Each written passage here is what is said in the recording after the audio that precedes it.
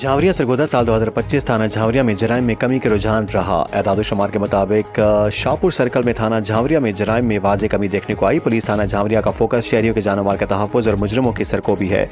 इन ख्यालात का इज़हार SHO थाना झावरिया सब इंस्पेक्टर वकार अहमद सिप्रा ने मीडिया अरकान को साल 2025 की क्राइम रिपोर्ट पेश करते हुए किया।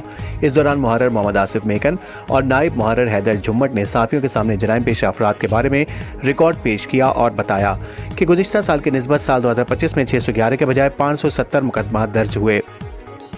कत्ल के मुकदमात दोनों सालों में 7.7 रहे। इक़दाम कत्ल के मुकदमात 15 से बढ़कर 24 हो गए। नाजायज़ असलहा के 100 मुकदमात में पुलिस थाना झावरिया ने 149 पिस्टल, 32 बेनादीक, 14 राइफल, ममनुआ बोर और 2 अदद क्लाशनकोफें बरामद की और मुजरिमों को जेल के सलाखों के पीछे जाना पड़ा। साल भर में मंशियात फरोशों के खिलाफ क्रैकडाउन के दौरान 4 किलोग्राम से ज़ायद चर्स, 3.5 मन शराब और 221 ग्राम आइस बरामद की गई।